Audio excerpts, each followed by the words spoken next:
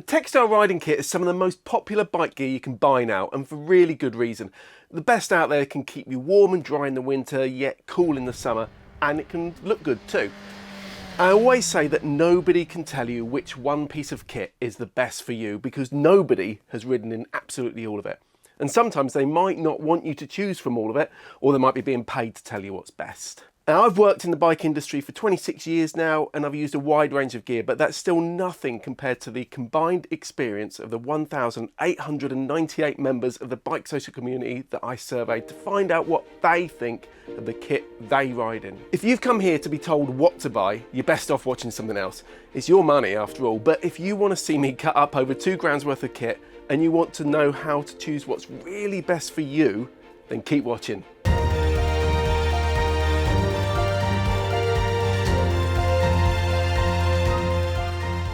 Over more than 20 years of riding, I've endured some truly miserable trips and some awful kit, but the latest gear is generally pretty good.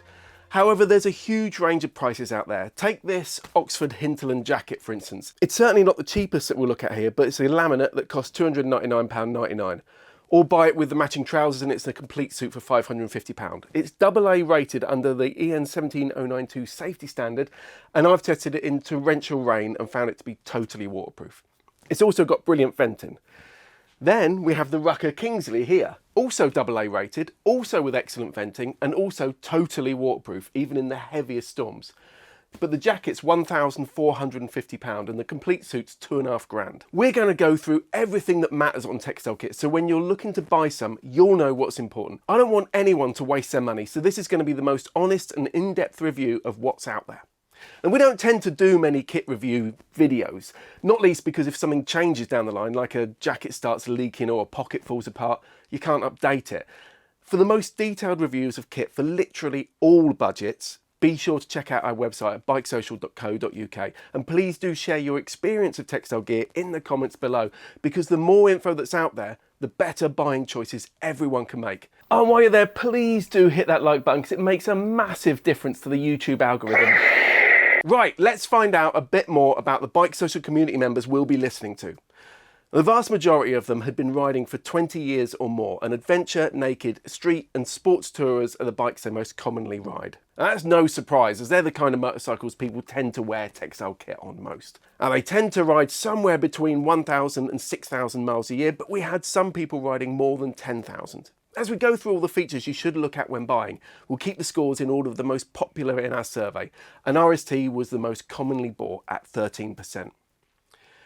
It's important we have a decent number of people responding for each brand to be able to draw any useful conclusions from the data, so we normally end up with about 10 or 11 brands in these surveys. But this time I lowered the cut-off point to get more in. And we use a specialist survey company to run these for us, who dive into data of what they consider to be large enough samples to give meaningful guidance from a reliably sized group. When we have just 1 or 2 people commenting on something, that doesn't work in an overall opinion survey that sees other brands getting hundreds of opinions. It could easily skew, so sadly there are some brands missing. And is this perfect? Well, arguably no, but if something's not here, that doesn't mean you shouldn't consider it. Remember, we're going to be finding out what to look for when you buy. Don't worry that there'll be a lot to take in. I'll link to a checklist you can download so you can make sure you don't miss anything when you're next in the shop. Now, the survey just asked people about their jackets because they tend to reflect the overall package. And 46% said they wore their jackets with trousers from the same brand, while 17% wore another brand. I would say it's worth trying to ensure your jacket and trousers can zip together, as not only does it reduce drafts, it can help prevent the jacket riding up in a crash. And aim for a combination that zips as much around the body as possible, as that also prevents water blowing up the front. As some have a small connecting zip, but a full or 3/4 one really tends to be the best bet. And interestingly, 21% said they wear their textile riding jackets with denim riding jeans. And these don't tend to be waterproof, but they can be a great style and very comfy on and off the bike. You can see the video I made that explains the differences between single layer and line motorcycle jeans up here. Right, if you have a short attention span, Rukka and Climb came out best with 9.0 out of 10 when I asked our BikeSocial community members for an overall rating of their textile jackets at the start of the survey. But as you'll see later, that doesn't really tell the whole story at all. Now, RST, Dainese, Heinz-Gerica, Revit, Triumph, BMW, Furigan, Halversons, Dane and Merlin all came out above average too in this question. Now don't worry if you're struggling to read these graphs, they're all available for download in the link in the description. First off, you need to decide what style of textiles you want because there's more to them than just not being leather. And one of the most common choices in textiles is whether to go for a laminated kit or a drop liner. Now this is how the waterproof membrane is fitted, but keep watching and I'll cut some up so you can have a look and then decide. Adventure suits are getting more popular, and here we have the RST Pro Series Adventure X, which costs £549.99 for the jacket, but includes an airbag, and we'll talk more about that later. This is quite an old BMW adventure suit, which I was given by a mate, and this is the Furigan Brevant, which costs £269.99 for the jacket. Now what most adventure suits have in common is a separate waterproof liner that can be fully removed. And this is out of the Brevant. We have the waterproof liner here and it's still attached to the thermal liner, but they can both be removed, they can both be fitted separately. So that makes it a lot more breathable when you take them all out. Oh, and they typically have a lot more venting. And they also tend to have nice big pockets with horizontal openings. Now, wax cotton textiles are another option. And this Merlin Monty costs £379.99 for the jacket. I think it looks great, and it has an excellent set of armour inside, but we'll come back to that. Of a similar style, but not actually wax cotton, there's the RST Shoreditch at £279.99, which our reviewer liked for day-to-day commuting. And this RST Raid was one I liked for the style of, though it's not in the current range anymore. For a casual style, soft shells are becoming increasingly popular. Like this £129.99 RST Frontline, or this Furigan Ice Track at £229.99. You'll sometimes find hoods on these jackets which might not be removable, so do keep that in mind. If you're only riding in hot weather, while it's not as much of an issue here in the UK, have a look at Mesh Kit. This can be even cooler than a stripped down adventure suit, and here you can see an old version of the Rukka Forsair and the Vice Scout. Some mesh jackets do have removable waterproof liners, but of course they're really designed for hot climates first. Okay, fit is obviously going to be massively subjective, and it's why it's so important to try things on. But Rukka came out on top here, and there's a good mail order service from many UK sellers, and they often do free returns, but I'd really urge you to go into a store and have a look around. Try things on while you're there, and you might discover something you've not considered before. Make a day of it. Loads of stores now have a small coffee shop, so go and enjoy yourself. And some brands tend to feel more accommodating than others.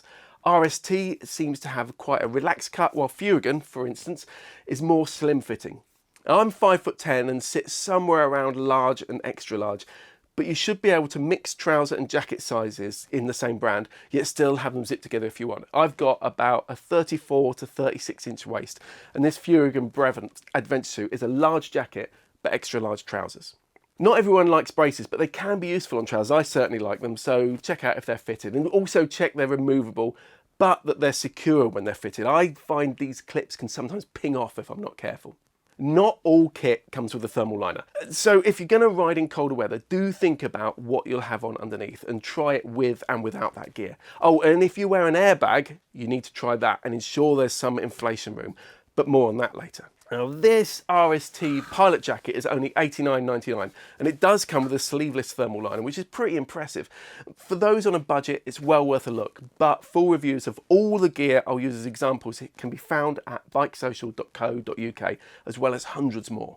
Now, it's important that the armour stays in place, so look for adjustments, particularly on the arms. Some are Velcro, some are buckles, and some are poppers. Comfort is important, but it can go deeper than just how your kit feels when you put it on, or how it fits around the bends in your arms and legs when you sit on the bike. Now, some Rukka trousers have a thin cushion in the bum. Now, this isn't going to be a total game changer, and it's not like using a air saddle like these Comfort Air seats from Motorhouse, but it does seem to make a little bit of a difference.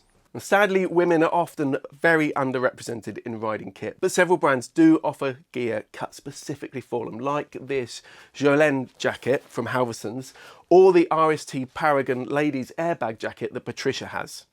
Hi, Patricia here. I wanted to say a few words today about this lovely riding kit. It from RST Pro Series, Paragon 6 jacket and trousers, CE certified AA level, and it's got level 1 protectors for the hip, for the knees, shoulders, and elbows. And the trousers, I can say, are really, really comfortable.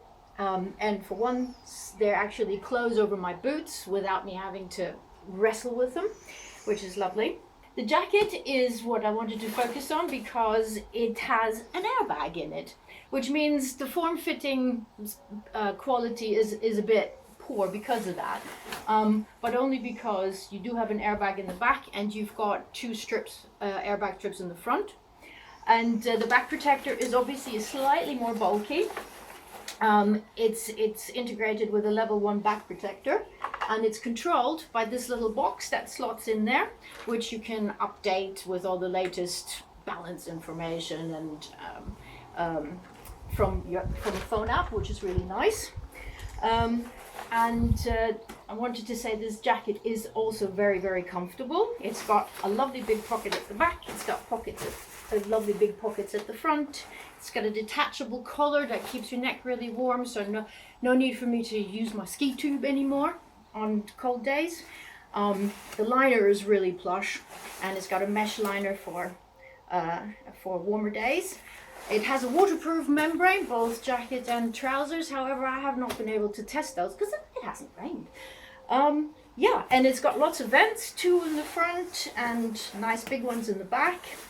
And yeah, I've loved wearing it on this lovely little beast for going to work and back.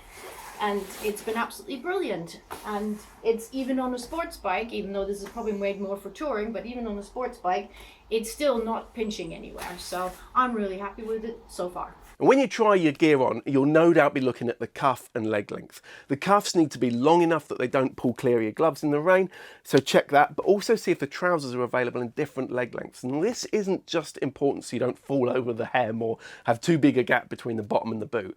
It can affect where the armour sits on your knee. Make sure that when you're sat on the bike, the armour all over your body is in the right place. Then get off and walk around to ensure it doesn't feel uncomfortable. And finally, consider made to measure. Both BKS and Hideout offer made-to-measure textile riding kits, so do have a look at the full owner reviews we have on those at BikeSocial.co.uk. Next up, let's look at the pockets. The Merlin brand was voted the best for ease of use and capacity in our survey, but you can easily check how they work for you in the shop. And the 2 main pockets on the front of the jacket at the belly are the ones I tend to use most, so they need to hold my keys, wallet and phone. And do be careful what you put close to your body and think about what it might do if you fell on it. Now, I prefer my pockets to have a horizontal opening like this and be quite capacious. I like that word. With a vertical opening, I'm always worried that I've left them open and I'll lose something while I'm riding. And check how stuff fits in when you're sat on the bike. With the Rukka Kingsley, my Samsung Galaxy S21 only goes in upright, then it just presses on my leg a little on the VFR, but not on a more upright bike like the S1000 XR or Tracer. Pockets that are lined with a membrane and fold over are more likely to stay dry inside, or look for water resistant zips. Inside you might find more pockets, but honestly I rarely use these myself as I want my wallet handy for paying for fuel. Some jackets have a little pocket on the sleeve, like this Furigan. It's there. You can put a toll card or payment card in there for easy access, or possibly even use it contactless, though that might be a bit awkward. On the back of many jackets is a poacher or mat pocket. If these are big enough, I sometimes leave my camera in there, just my little Insta360 for my wife to get to when we're riding, or you might even fit some thermal liners in, maybe. There's often a Nelson pocket under the zip, though these sometimes end up covering the vent holes above them, and I've never used one. For me, it's all about the big pockets right here. The main zip on your jacket needs to be easy to use and stay in place. Some are quite chunky, some are water resistant, some are metal. Our survey showed that people are generally happy here. Just keep in mind that exposed metal zips could scratch a tank, and water resistant zips should be kept clean and might need a little lubrication with a touch of silicone. On most textiles you'll find a storm flap above and or below them, which should help catch any rain that gets through and channel it down. Now then, safety. When asked how much confidence they had in the protection offered by their textile jackets, our BikeSocial members rated Dane and Climb the highest, with an average of 8.6 out of 10. Rukka was close behind with 8.3, then BMW with 8.2. RST, Dainese, Revit, Triumph, Furigan, Halversons, Held and Merlin also came out above average, with Akito scoring the lowest at 6.7.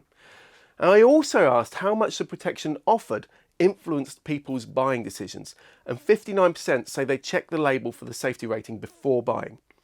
In jackets and trousers, the labels will usually look like this and have an A, AA or AAA.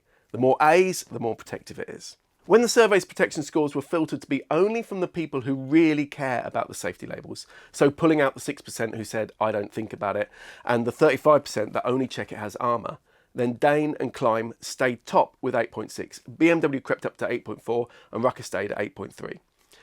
Dainese, Triumph, Held and Merlin all stayed in the above average ratings, but Bearing and Wolf also increased their scores. Now let's talk first about those ratings. A is only considered suitable for low speed and commuting, while AA is intended to be a safety level suitable for touring. AAA is the highest level for now under the new EN 17092 safety standard, but there aren't many textiles that meet it yet. I know Climb's got some. AAA does not mean that it's as strong as possibly can be, because the way the test standard works means samples only get a pass or fail. It doesn't show how one thing might be better than another. Even a set of AAA rated textiles will be unlikely to match the abrasion resistance of a set of quality AAA rated leathers, but they'll likely be more practical and waterproof. There's also more to testing than just abrasion resistance. Tear and seam strength all contribute. Plus, of course, the armour is important. Look, just know this. Legally, all motorcycle riding kit, that's jackets, trousers, gloves, boots and obviously helmets, have to be tested and certified to a recognised standard. The only reason you might see gear without the relevant labels is if it's old stock that the shop had before 21st of April 2018. Google Stop Unsafe Riding Kit to find out more. Whatever you ride in, you have to be comfortable. I had an old version of the Alpine Styles airbag kit in the Big Sur a few years ago and found it so unwieldy that I had to take the airbag out when I did some waterproof testing in 70 miles of torrential rain, and I was 15 kilos lighter then. Most brands are now achieving AA with their textile kit, and given that covers a huge price range, it's what I'd recommend you aim for. I hope that with buyer demand we'll see more AAA textiles soon, but for now there's very few.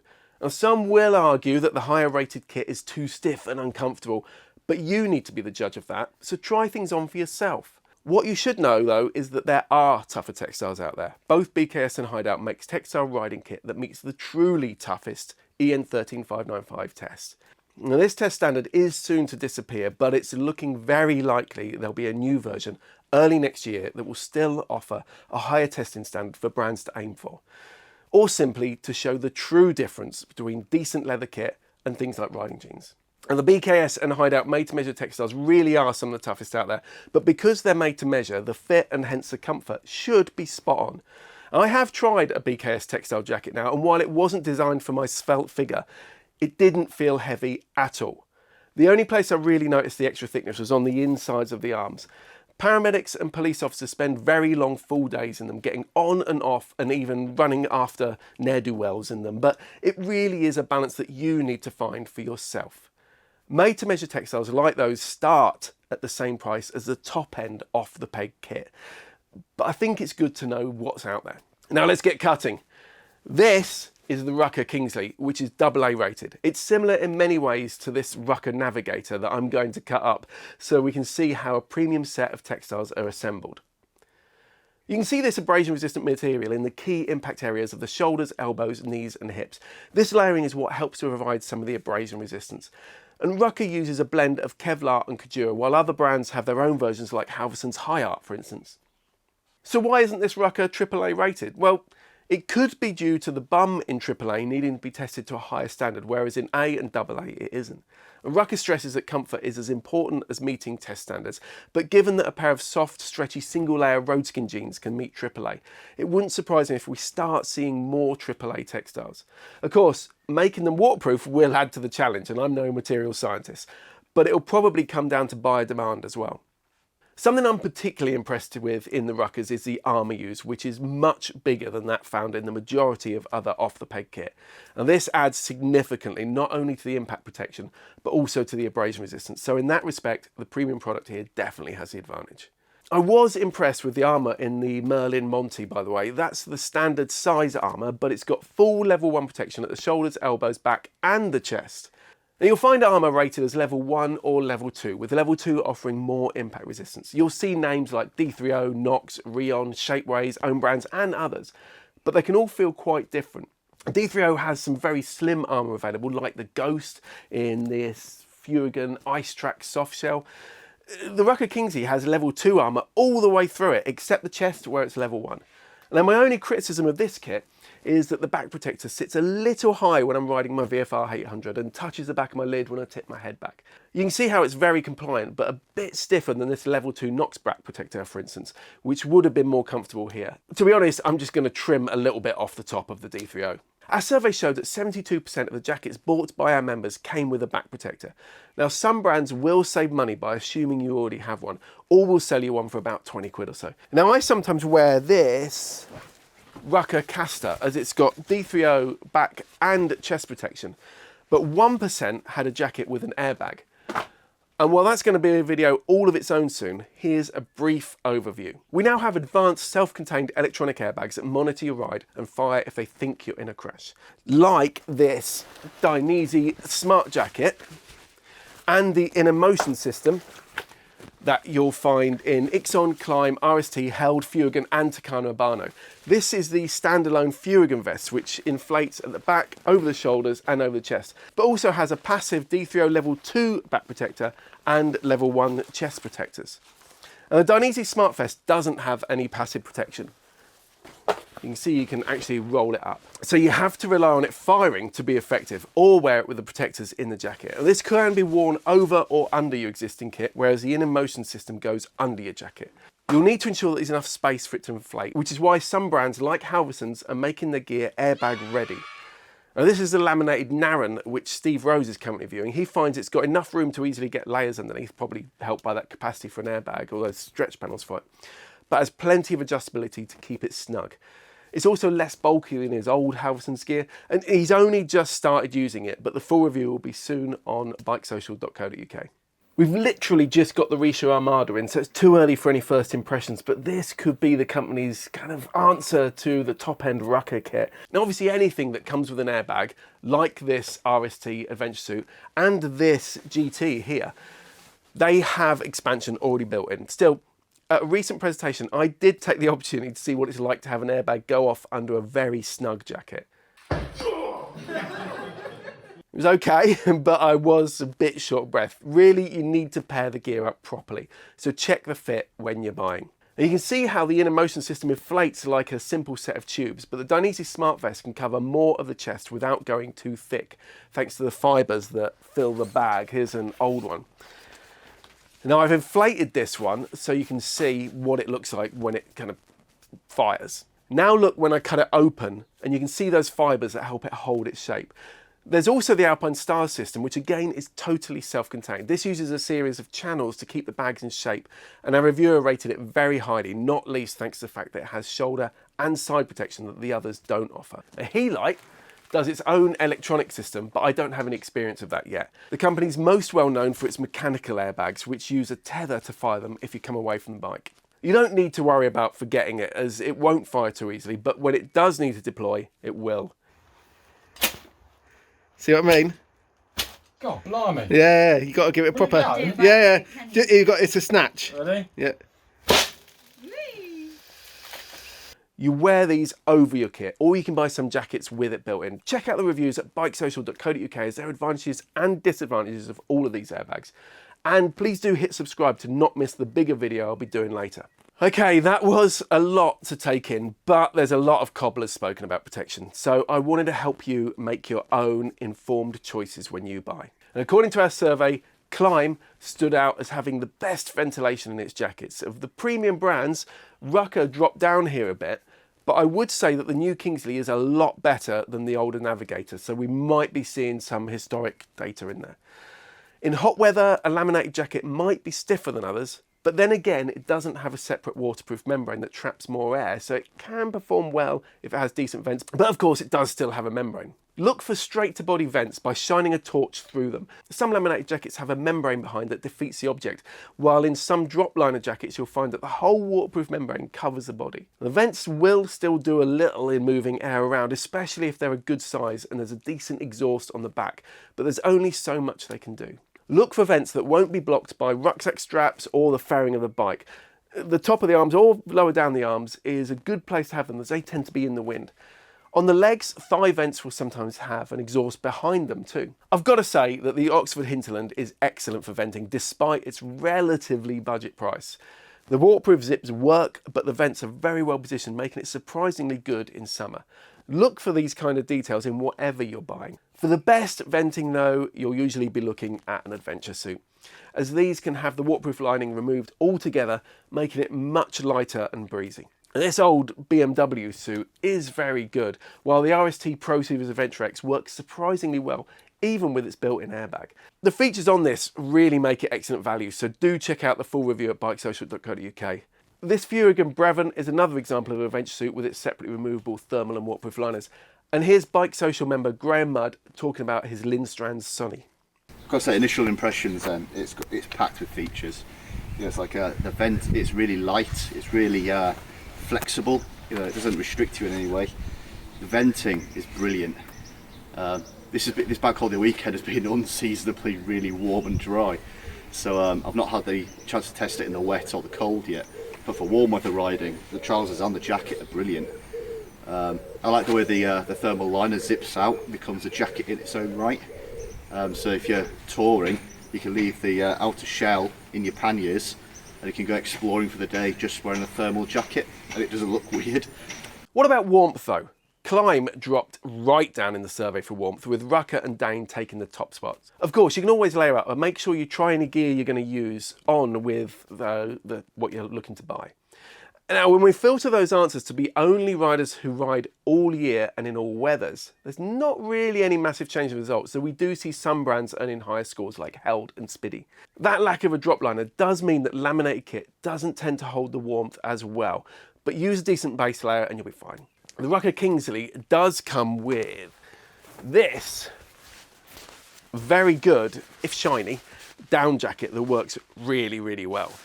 And many of the budget laminates don't come with a thermal liner, so keep that in mind when you're buying. The quality of the liners will vary. Some are down, some are Thinsulate or other branded materials, and some will have a thin foil lining to reflect heat. Our reviews on BikeSocial.co.uk will help you choose, but give them a try in the shop. And don't forget that you can always layer up. I love this tiny windproof mid layer from EDZ. I can tuck it in a pocket on my rucksack, but sadly they don't seem to make it anymore. Or of course, while only 13% do in our survey, try heated kit. This Kais heated vest can be connected to the bike's battery or powered by its own battery, and it makes a huge difference in winter riding. Check out Gerbing too, but whether you go for a heated vest or a jacket, and indeed trousers, gloves or insoles, make sure you try them on for fit when you buy the textiles.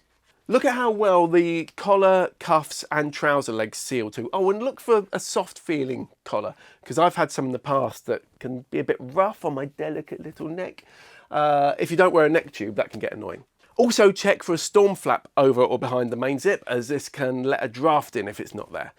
And look at the lining. While it's rare now, in the cheapest textiles, the liner can get sticky when it gets damp with sweat, making it grab when you take the jacket off and just feeling nasty.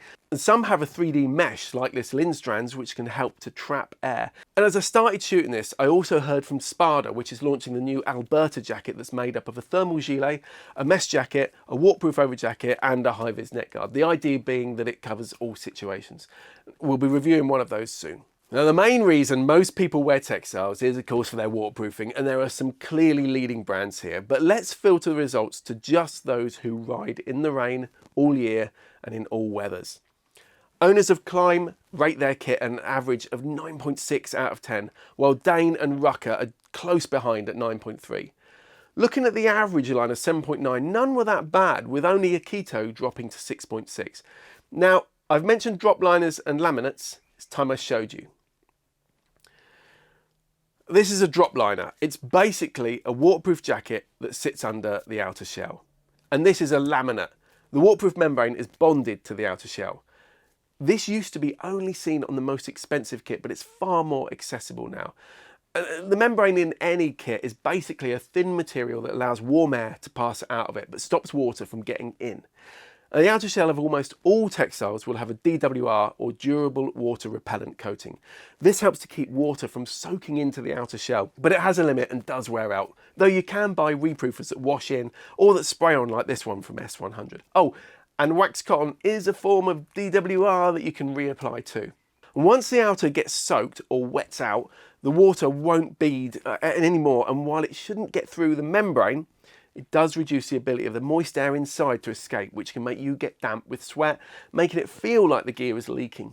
A laminated kit tends to suffer less with wetting out, as the rain can't soak right through and get in between the layers. It's usually much quicker to dry off, and you can even shake a lot of water off it. Putting on a still soaked cheap jacket as you get ready to go home is horrible, and the worst can still be wet the next day. Generally, you tend to get what you pay for in waterproofing, but those Oxford hinterlands worked superbly well in Wales. The Lindstrands did great. Gore-Tex is, of course, the big name, but there are others, including own brands. You'll often see a hydrostatic head measurement in millimetres. Basically, the higher the number, the more resistant it is to water.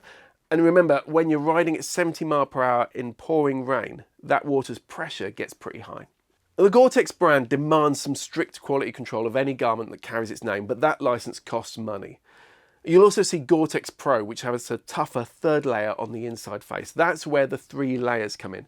The outer shell and the membrane in 2-layer laminates, then the extra third layer in the top end that provides more wear resistance.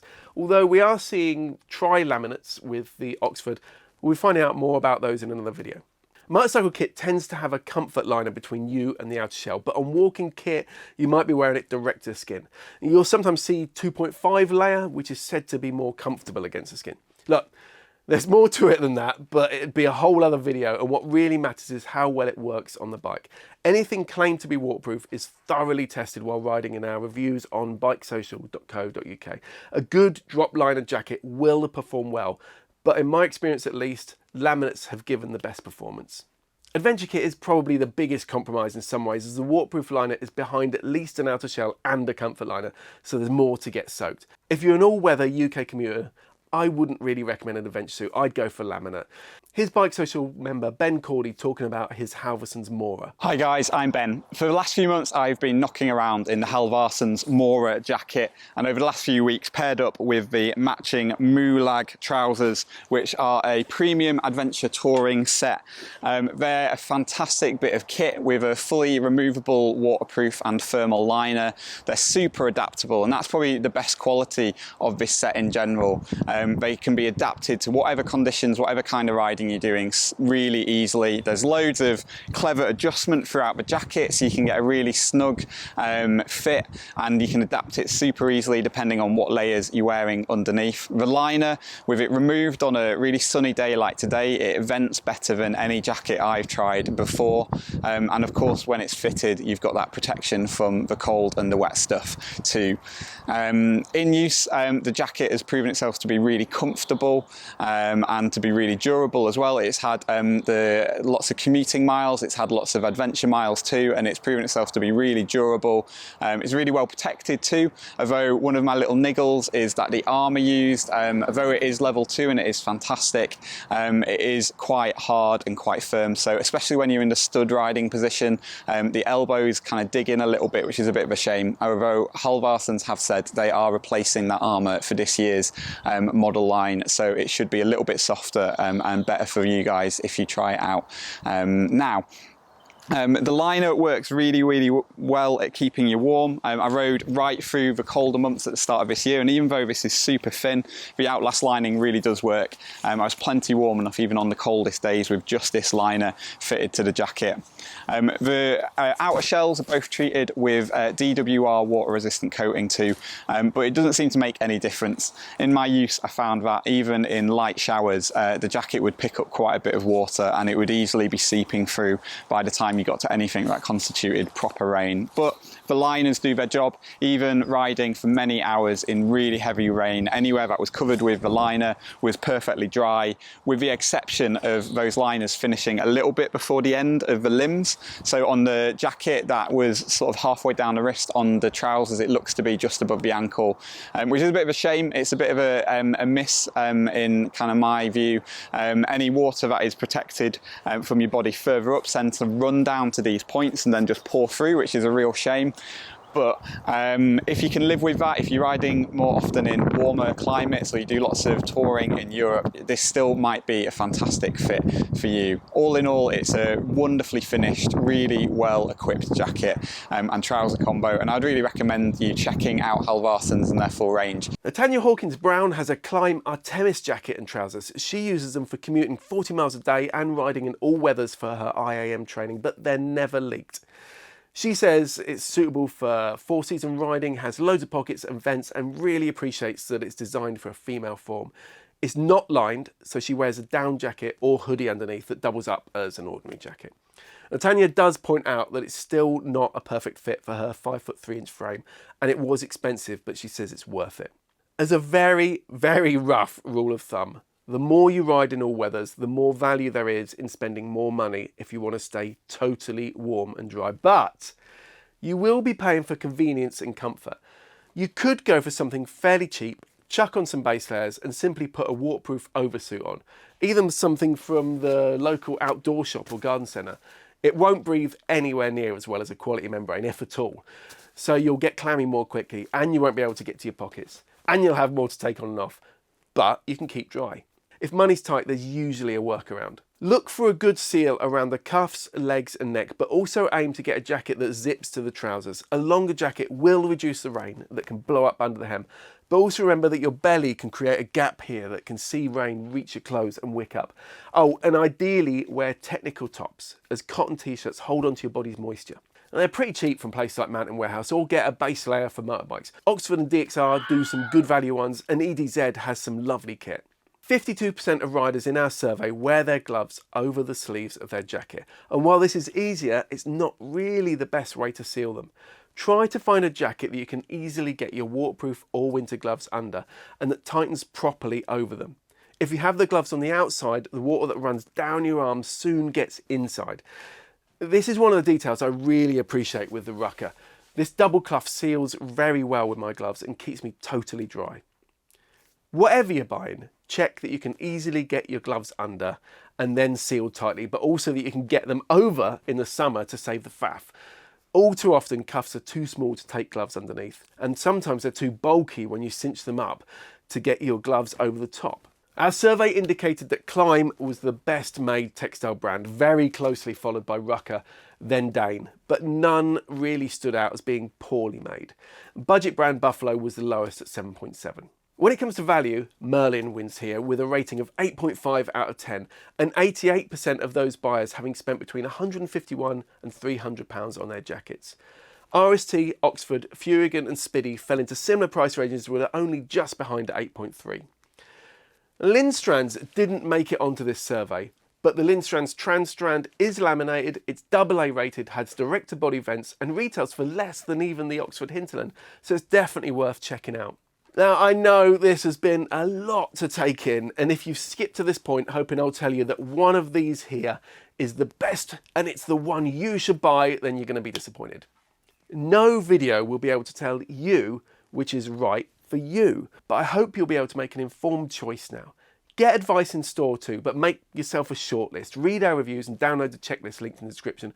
Remember that few shops stock everything and there will be very differing profit margins, so watch out for bias.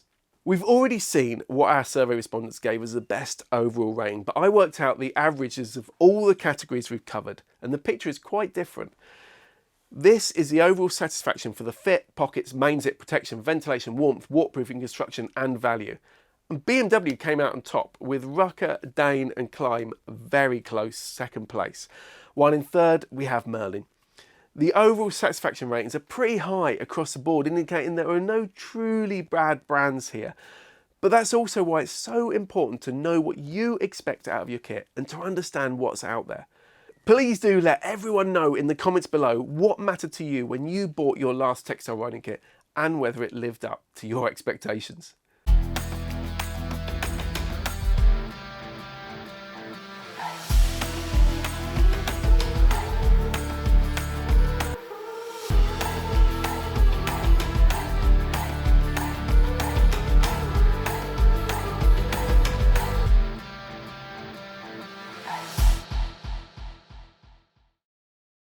One little extra thing I really like in any kit is having long hanging loops on the trousers. These mean I can easily hang the trousers with the jacket on one hanger, but some of them still don't have them and some are a bit short.